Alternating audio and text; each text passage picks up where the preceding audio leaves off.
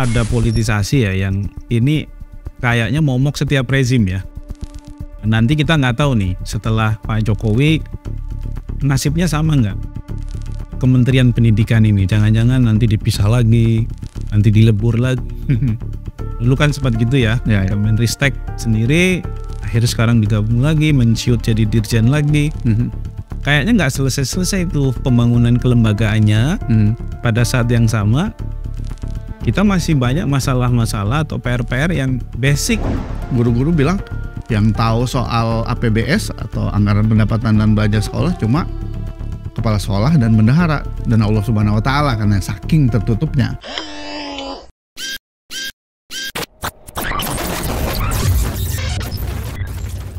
Halo sahabat integritas, jumpa lagi di program Buka Kartu. Hari ini kita akan membincangkan masalah pendidikan dan korupsi. 2 Mei lalu kita memperingati Hari Pendidikan Nasional dan alangkah baiknya kita coba berefleksi. Kira-kira setelah puluhan tahun kita merdeka, kita juga punya Kementerian Pendidikan dengan budget 20% sendiri dari total APBN setiap tahun. Apakah pendidikan kita ini kemudian membaik dan juga pada saat yang sama bisa memberi pengaruh pada upaya-upaya pembangunan karakter, integritas, dan sistem kultur anti korupsi ya di masyarakat terutama. Nah, hari ini kita ada narasumber Ade Irawan, Direktur Utama Visi Integritas, relevan juga hari ini sebagai narasumber karena lulusan dari IKIP Jakarta. Sama dengan Pak moderator. Detailnya adalah SPD, Sarjana Pendidikan, meskipun banyak juga yang bilang Sarjana Penuh Derita. Tapi tidak untuk DKI Jakarta ya, karena DKI Jakarta itu gurunya sudah sejahtera. Nah, Dek, pendidikan nasional kita selama puluhan tahun ada yang berubah nggak? Yang banyak berubah ya kurikulum gitu ya, yang kemudian diikuti dengan kontroversi-kontroversi. Tapi dalam konteks yang kita harapkan ya, seperti ya dalam konteks yang lebih makro ya misalnya negara-negara lain ya, kalau kita lihat sejarah negara-negara besar di dunia, mereka kan menjadikan pendidikan sebagai fondasi. Amerika ketika kalah oleh Rusia, mereka yang pertama kali mereka pertanyakan langsung pendidikan. Apa yang salah dengan pendidikan kita? Jepang yang sering dijadikan sebagai contoh, yang paling banyak dicari siapa? Ketika mereka luluh lantah ya oleh sekutu guru gitu ya. Jadi di mana-mana memang pendidikan dijadikan sebagai fondasi untuk membangun negara, untuk menjadikan negara ini maju, mensejahterakan masyarakatnya dan sebagainya. Dan mereka sungguh-sungguh dalam membangun pendidikan. Nah, yang saya lihat kalau di kita ya lebih banyak berkutat dengan hal-hal teknis seperti tadi. Dan ya istilahnya kan ada ganti menteri, ganti kurikulum. Akhirnya banyak keterputusan dan lain sebagainya. Dan yang paling jelas terlihat adalah dikaitkan dengan anti korupsi gitu ya. Pendidikan kita belum bisa menjawab masalah. Sekarang masalah besar yang kita hadapi kan korupsi gitu ya. Pendidikan kita belum bisa menjawab masalah itu. Bahkan kalau lihat dari berbagai kasus yang muncul, justru institusi pendidikan sekarang menjadi tempat korupsi gitu ya. Padahal kalau kita bicara soal teori lah ya gitu ya, institusi pendidikan, kebijakan pendidikan, institusi pendidikan ini kan mestinya sejalan dengan gerakan anti korupsi. Kenapa? Pertama, institusi pendidikan mulai dari ya SD gitu atau PAUD gitu ya atau TK gitu ya sampai perguruan tinggi, ini kan tempat untuk menyemai nilai-nilai anti korupsi. Atau kalau KPK punya 9 nilai anti korupsi, itu kan mestinya disemai di sana. 3 aja yang subur tumbuh di masyarakat itu sudah lumayan ya. Betul. 3 aja dari 9. Iya. Apalagi kalau ada tambah bonus 1 gitu ya, nggak ada gitu ya. Yang kedua, institusi pendidikan nature-nya kan pemberdayaan. memberi orang informasi itu ya, memberi warga negara pengetahuan sehingga Berpikir kritis. ya mereka bisa berdaya, tahu hak mereka gitu ya, tahu pentingnya keterbukaan dan sebagainya. Dan ini tidak terjadi. Bahkan kalau lihat di negara kita bisa lihat institusi pendidikan mana yang terbuka dalam hal anggaran. Bisa ditanya nih ke guru-guru, ke orang tua, jangankan orang tua lah, guru-guru gitu ya. Mereka di universitas ya. Iya, di universitas kalau kita tanya mahasiswanya, tahu nggak sebenarnya berapa sih jumlah pendapatan di perguruan tinggi dari masyarakat atau dari peserta didik berapa, dari APBN berapa, dari APBD berapa? Nggak ada. Sekolah juga sama gitu ya. Bahkan guru-guru bilang yang tahu soal APBS atau anggaran pendapatan dan belanja sekolah cuma kepala sekolah dan bendahara dan Allah Subhanahu wa taala karena saking tertutupnya gitu ya. Dan ini ya jelas bukan pendidikan anti korupsi yang diajarkan kalau yang terjadi seperti itu. Yang diajarkan ketertutupan dan gitu itu ya. Opposite dengan semangat pendidikan. Betul. Karena semangat pendidikan itu kan membebaskan. Ya. Betul. Dan buat orang jadi liberatif gitu ya. Betul. Dan kalau dikaitkan dengan pertanyaan di awal tadi, itu memperlihatkan bahwa memang ya pendidikan kita, kebijakan pendidikan kita masih belum jalan jauh gitu ya, masih belum bisa. Meskipun sudah 20% anggarannya. Ini bisa debat lebih panjang lah soal anggaran 20% karena asbabun nuzul 20% sekarang berbeda dengan 20% yang diinginkan di awal. Kalau diinginkan di awal 20% itu di luar gaji pendidik dan pendidikan kedinasan.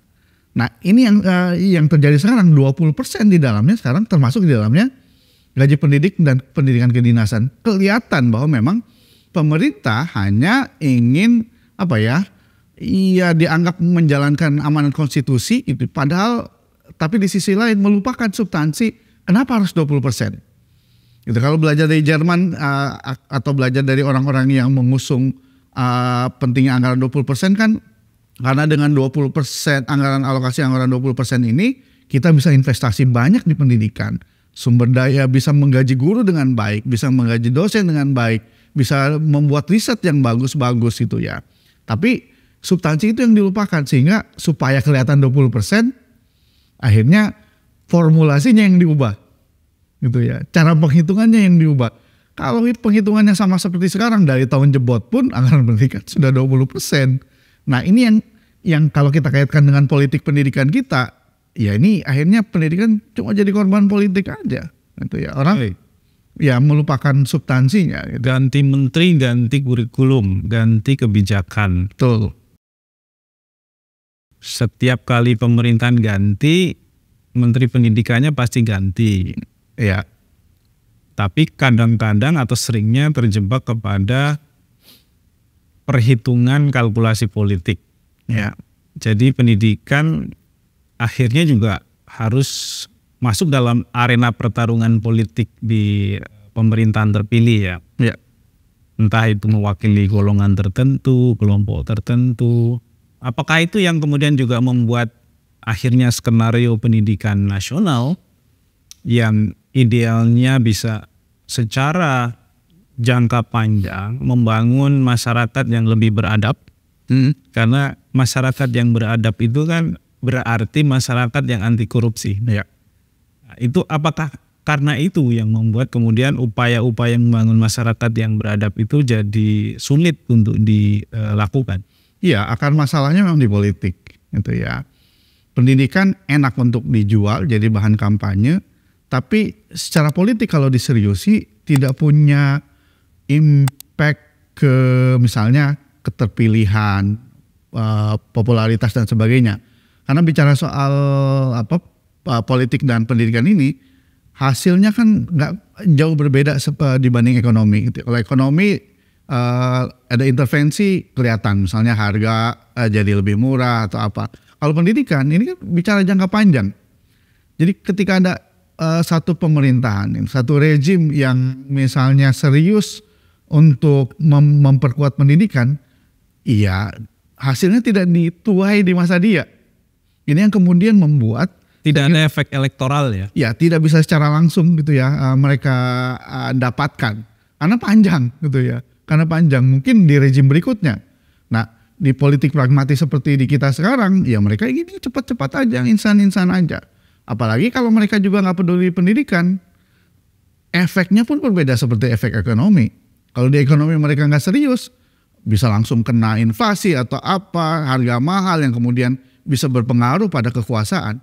Nah di pendidikan mereka nggak ngurus gedung sekolah, nggak menyediakan anggaran besar buat guru gitu ya, nggak mensejahterakan guru, ya adem-adem aja gitu ya. Jadi tidak ada efek yang langsung, sehingga ya pada akhirnya nggak diseriusi gitu ya, tidak dibuat lebih serius memaintain pendidikan seperti di negara-negara yang lain gitu ya, yang kita katakan di awal tadi, pendidikan memang dijadikan fondasi dalam membangun negara karena pendidikan berkaitan dengan sumber daya manusia gitu ya. Jadi kita enggak, ya paling nanti ramai nih mau pemilu, ya kan? Dan yang dikampanyekan ya itu aja, nggak ada yang berubah kan? Gratis, yang pada akhirnya ternyata banyak syarat dan sebagainya gitu ya, gratisnya gitu ya. Guru paling juga dipolitisasi ya dengan janji-janji bermacam-macam gitu ya. Yang muncul seperti itu ya, dan saya kira ini memang dari bicara soal cara pikir gitu ya, dan bicara soal keberpihakan, dan yang lebih luas lagi bicara soal ada merah putih nggak di dada mereka gitu ya. Karena kalau mau invest memajukan kita ya pendidikan kan mestinya diseriusi, bukan dijadikan sebagai komoditas politik kan. Malaysia tahun 60-an 70-an mengimpor guru dari Indonesia. Semua orang sudah tahu ya. Ya. Sekarang kita yang mengekspor sesuatu atau tenaga kerja yang sebenarnya nggak yang bukan skill labor gitu ya.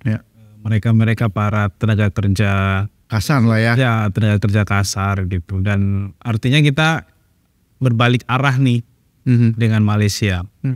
Malaysia juga sudah cukup bagus kualitas pendidikannya, dan terbukti juga meskipun kita juga harus punya kerangka yang cukup ilmiah misalnya untuk mengkaitkan antara pendidikan yang berkualitas baik dengan pemerintahan yang juga berkualitas baik ya.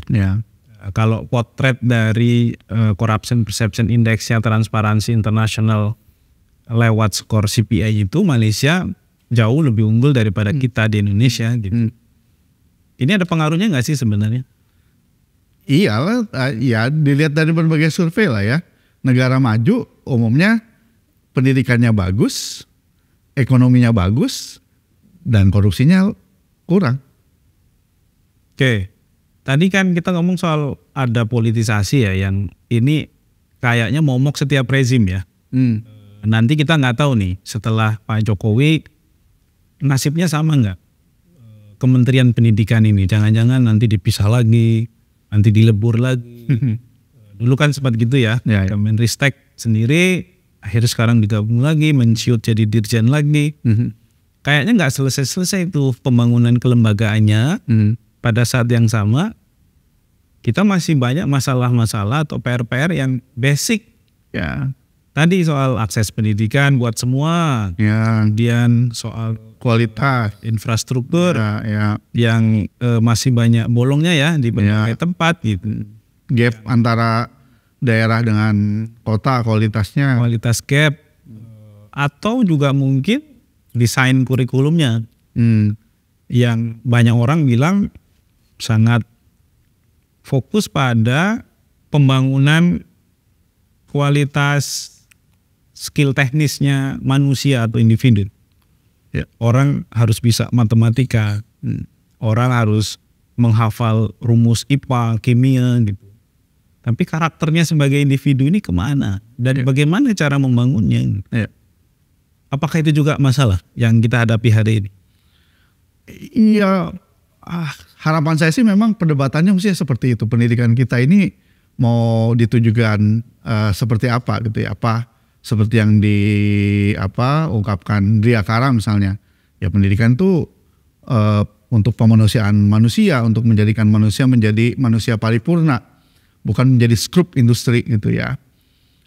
Atau ya misalnya yang awal-awal kalau tidak salah Dross ya, dia introduce perkenalkan pendidikan yang di Jerman, dia bilang kan kalau mau dibuat 2 jalur gitu ya, jalur untuk orang-orang yang mau memperdalam sisi atau aspek akademis gitu ya, yang memang jalurnya dari sekolah umum ke universitas, tapi kalau yang ingin skill aja mulai dari SMP keterampilan, SMK lalu ke akademi dan sebagainya. Harapan saya sih memang perdebatannya seperti itu. Nah di kita perdebatannya kalau saya masih belum sampai ke situ gitu ya. Yeah. Dari zaman ya berapa tahun lalu gitu ya sampai sekarang ya perdebatannya masih soal ya tadi soal bagaimana akses orang bisa masuk ke sekolah yang sudah dijamin oleh negara, mestinya tidak boleh ada hambatan lagi gitu ya. Ini masih perdebatannya di situ. Ini baru hari pendidikan nasional kemarin gitu ya, diperingati berita soal sekolah yang buruk, nggak jauh dari sini gitu ya, di daerah ini Banten ya, di daerah Banten gitu ya, masih ada gitu ya. Ini kan, Banten selalu jadi contoh ya. Iya itu dia ya, sayangnya karena dia dekat dengan Jakarta, Tidak naik kelas. dekat dengan Jakarta gitu ya. Jadi masih aja permasalahan di situ. Mestinya kan beyond dari itu. Di negara-negara lain yang saya katakan tadi, Amerika ketika Rusia luncurkan Sputnik, mereka tanya, apa yang salah dengan pendidikan kita? Ini kan bicara soal substansi di pendidikannya. Dan jangan lupa ada kompetisi juga antar negara ya, yang harus kita perhitungkan kan. Iya sekarang kan ya sumber daya, kalau kita nggak mau investasi di pendidikan, artinya kita nggak mau investasi di sumber daya manusia. Kalau enggak ya pada akhirnya kita akan terus ketinggalan gitu ya. Akan terus ketinggalan. Jadi ya memprihatinkan, dan problem basic yang lain, korupsi gitu ya. Oke, korupsi di sektor pendidikan. Oh, itu seksi berikutnya. Kita kan membayangkan sederhana ya. Ketika kantor kita itu di Kalibata kan dekat sekolah SD negeri ya. Ya. Jadi kita sering dengar tuh anak SD yang baru selesai sekolah, begitu keluar, yang keluar dari mulutnya itu omongan binatang semua kan. Ya. Nah, kita jadi bertanya-tanya, ngapain dia sekolah? Kalau tutur katanya saja kasar. Mungkin habis belajar biologi bro. Flora dan fauna. Kemudian perilaku-perilaku individu masyarakat, kalau misalnya di public transport gitu ya. Kita tahu orang itu harus berdiri kalau diminta. Ya. Padahal kalau kita belajar di negara lain, misalnya taruhlah di tetangga kita lah. Ketika ada orang yang lebih tua naik public transport, itu rebutan yang berdiri untuk memberikan tempat. Kita rebutan belaga tidur. Iya, kita rebutan tidur. Kita pura-pura tidur. Iya. Kok bisa menciptakan manusia yang seperti itu? Ya itu. Ini salahnya di mana ini pendidikan kita ini? Kalau saya sih cenderung tidak mau menyalahkan pada tingkat bawah, karena tingkat bawah misalnya sekolah atau perguruan tinggi, mereka kan samina wataunya di atas gitu ya. Bahkan ya kita kan pernah mengajar juga gitu ya di sekolah, harus ketat banget mengikuti mengikuti kurikulum, dan guru nggak mau biasanya, sebagian besar guru nggak mau, mungkin kecuali guru lulusan IKIP Jakarta seperti kita itu. Jadi iya dia harus, ya kalau guru kecenderungannya takut kan, dia harus ikut yang sudah. Padahal guru harusnya merdeka, karena dia harus memerdekakan anak muridnya. Betul, ya karena guru terjajah dia menjajah juga gitu ya. Nah itu yang pada akhirnya ya terjebak pada formalitas. Bahkan guru kalau belajar waktu kita ngajar, kehilangan otoritas kok, sampai di ruang kelas yang mestinya menjadi otoritas ya kehilangan, karena harus ikuti ini target ini. Mereka mau improvisasi juga susah, mau membuat mengkontekskan mata pelajaran dengan konteks sosial ekonomi di sana juga susah ya. Belum lagi kemudian guru dibuat susah dengan gajinya yang kecil, walaupun sekarang ya ada tunjangan profesi dan sebagainya gitu ya. Tapi untuk menjadi guru seperti bahkan zaman penjajahan gitu ya, zaman Belanda kan guru sangat dimuliakan kan. Dia punya 2 asisten, ada yang bawain payung, gajinya besar gitu ya, sehingga dia bisa punya akses kepada ilmu pengetahuan. Nah di kita gitu ya, guru yang punya akses ke ilmu pengetahuan kan jarang gitu ya. Nah yang pada akhirnya ya guru jadi tukang mengajar kan di kita gitu ya, bukan pendidik gitu yang bisa transformatif, mendidik orang, memerdekakan orang gitu ya. Nah dan ini sumber masalahnya menurut kami sih, menurut saya paling tidak bukan di gurunya, bukan di sekolahnya, ada di pemerintahnya gitu ya, ada di pusat gitu ya. Ini yang mau saya sih PR-nya, kalaupun mau ada perbaikan, ya perbaikannya mulai dari pusat gitu. Jangan apa-apa kemudian disalahkan di gurunya, apa-apa disalahkan di sekolahnya. Memang banyak masalah gitu ya, tapi sebagian besar turunan dari atas gitu. Lalu kalau begitu, kira-kira kriteria Menteri Pendidikan yang pas nih ke depan, ini kan mau diganti ya setelah periode Pak Jokowi ini, untuk bisa menyelesaikan masalah-masalah mendasar tadi, apakah harus dari IKIP nih? Karena IKIP juga udah nggak ada kan, semuanya berubah jadi universitas. Atau seperti apa mereka yang punya gambaran gitu ya, membangun satu model pendidikan yang transformatif, yang membuat orang juga akhirnya tidak merasa takut kalau anaknya itu nggak bisa matematika, tapi takut kalau anaknya itu nggak punya karakter gitu. Ya. Kita mesti mulai dari kriteria calon presiden wakil presiden. Itu di sesi podcast berikutnya ya. Tapi masalahnya capres kita ada nggak yang concern sama isu pendidikan? Kira kita harus bahas lebih dalam gitu. Saya kira memang mulai dari presidennya ya. Kalau kemudian menunjuk menteri hanya sebagai bagi-bagi karena dia sudah mendukung, memberikan misalnya support dari berbagai sisi gitu ya, bagi-bagi hadiah saja misalnya untuk pendidikan, saya kira udah selesai. Itu ya, makanya kemudian, atau perlu nggak kita itu akhirnya membangun satu sistem evaluasi yang lebih mendasar ya, nggak sekedar misalnya menguji anak itu tadi ya lulus IPA-nya bagus nggak sih, matematikanya bagus nggak sih gitu ya. Karena kan tidak semua juga akan menggunakan tools itu untuk kehidupannya di kemudian hari kan ya. Karena masing-masing orang kan punya kemampuan yang berbeda-beda. Ada yang ahli sastra, ada yang memang sains, komputer, segala macam. Jadi tidak diseragamkan gitu. Ya pertama memang agak sedikit melebar. Ya memang di kita dengan karakteristik negara yang ya luas gitu ya. Ya cukup kompleks gitu ya. Walaupun memang sekali lagi ya ini juga tantangan gitu ya. Ya selain juga ya kita punya masalah di yang lain, misalnya sumber daya gitu ya, terkait dengan guru gitu ya, terkait dengan institusi penyedia guru gitu ya. Tapi ya memang memang mesti dibuat roadmap gitu yang lebih terukur, walaupun juga tidak menyamaratakan gitu ya. Nah makanya kemudian yang harus pertama kali kita lihat lagi adalah pendidikan kita ini mau diarahkan kemana, tujuannya apa. Baru kemudian kita bisa detilkan untuk mencapai tujuan itu apa saja mesti. Bukankah di Undang-Undang Pendidikan Nasional sudah ada? Iya, tapi kan yang agak lebih operasional gitu ya. Ya di Undang-Undang Dasar ya mencerdaskan kehidupan bangsa, di pendidikan ya di Undang-Undang Pendidikan agak lebih operasional, tapi kemudian banyak hal yang diturunkan ya pendidikan. Yang saya lihat sekarang ya pendidikan cuma menjawab kebutuhan pasar gitu yang berubah menjadi mengajar ya.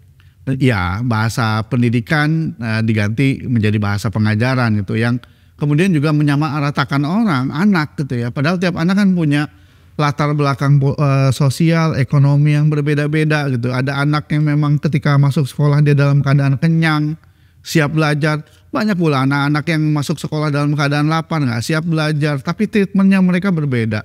Ada yang memang punya bakat misalnya matematik gitu ya, tapi kemudian atau cuma bakat misalnya di bahasa gitu ya, tapi di yang lain nggak. Nah ya makanya kayak gini, kondisi kompleks kayak gini mesti dibahas gitu ya. Ya memang bukan sesuatu yang simple gitu ya, tapi ya ini kan udah lama ya, mestinya ini jadikan sebagai catatan. Tapi kalau menurut saya sih ya memang problem dasarnya juga mesti diselesaikan gitu ya. Kita bicara soal substansi, tujuan dan sebagainya, tapi kemudian masalah akses belum bisa diselesaikan.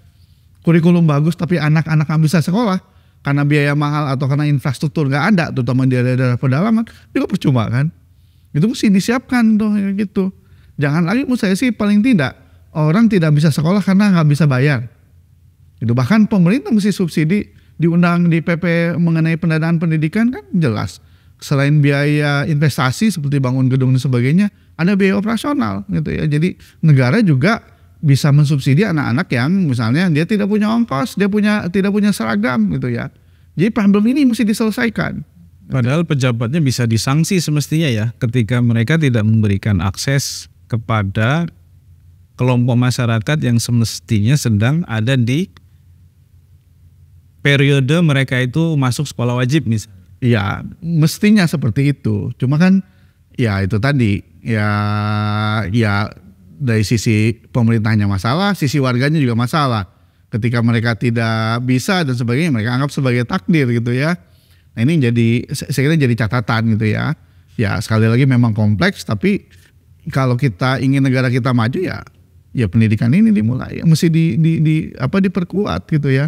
Kalau mau negara ini rakyatnya punya karakter gitu ya, contoh seperti negara-negara yang lain ya mesti dimulai dari pendidikan gitu ya, dimulai dari sekolah, dari perguruan tinggi. Terakhir nih, dengan berbagai macam kompleksitas persoalan di dunia pendidikan kita, mulai dari politisasi, tadi bahkan kalau mau ideal syaratnya presidennya juga harus punya concern gitu ya terhadap dunia pendidikan. Dari beberapa bakal calon ini ada yang kelihatan begitu nggak? Kalau dari 3 yang muncul ini kan belum ada yang ngomong soal pendidikan. Belum ada. Sampai hari ini setidaknya. Nah, jangan-jangan sebenarnya salah satu obat yang efeknya bisa lebih cepat ya untuk memberikan impact yang bagus ke kualitas pendidikan kita adalah gurunya. Ya. Sepakat nggak? Kita fokus di gurunya aja deh daripada kita ngomongin soal presidennya siapa nanti, menteri pendidikannya siapa nanti, karena ini kan kayaknya juga penyakit yang sudah puluhan tahun kita hadapi dan nggak selesai-selesai ya. Kalau guru mungkin akan lebih relevan karena satu mudah dijangkau gitu, mungkin transformasinya juga bisa dilakukan dengan lebih cepat. Kalau mencuplik pendapatnya almarhum Fuad Hasan, mantan Menteri Pendidikan dan Kebudayaan, kata beliau ada 3 komponen terpenting di pendidikan. 1 pendidiknya, guru, 2 peserta didik, 3 sarana pendidikan. Jadi ya memang guru menjadi komponen terpenting. Cuma problemnya sekarang adalah ya soal guru-guru yang lebih samina wa ta'na ke atas. Guru-guru yang merdeka ini tidak banyak gitu ya. Guru-guru kita kan serba ketakutan gitu ya. Serba takut aja. Mulai dari takut ke kepala sekolah gitu ya, takut ke kepala daerah, takut ke menteri gitu ya, mungkin takut juga ke suami atau istri gitu ya, ke kepala dinas begitu. Ini jadi masalah gitu ya. Ya walaupun kalau gurunya bagus, saya lihat juga memang di beberapa tempat ketika guru-gurunya kritis kreatif mereka bisa gitu ya. Yang didampingi oleh ICW kan di banyak daerah dan dibuat buku cerita bagaimana mereka mengajar mendidik peserta didik. Itu kan di luar dari quote unquote kebiasaan guru pada umumnya. Mereka ajak peserta didik langsung berinteraksi dengan lingkungan sekitarnya gitu ya. Karena kan mestinya institusi pendidikan ini kan menjawab masalah dan kebutuhan di lingkungannya gitu ya. Tapi seberapa banyak guru seperti itu? Kan minoritas gitu ya. Minoritas. Tapi ya usaha besarnya dengan mendorong agar secara makro polisinya berpihak gitu ya kepada rakyat gitu ya.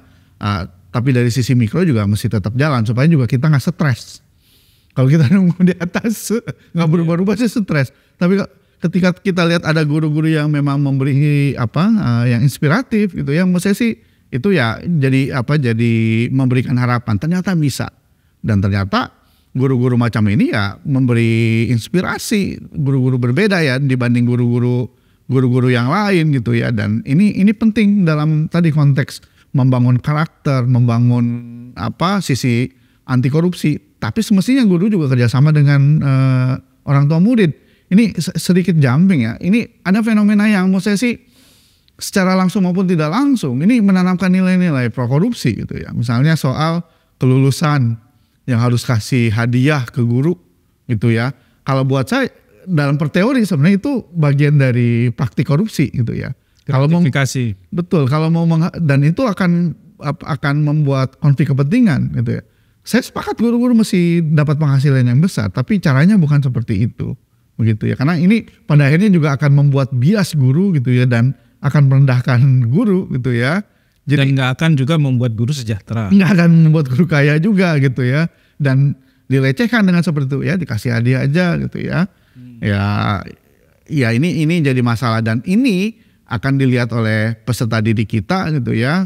Di dalam kelas dia diajarkan jujur, nggak boleh nyuap, gratifikasi, tapi dia lihat emaknya ngasih kado gitu ya secara langsung gitu ya. Ya kalau mau buat kado ya dikasih aja ke sekolah, biar sekolah yang bagiin, sehingga guru nggak lihat siapa yang ngasih kado ini. Jadi sekolah aja yang bagi. Kalau mau seperti itu ya, kalau mau win-win solution, karena ini akan bahaya dalam konteks pendidikan karakter untuk peserta didik.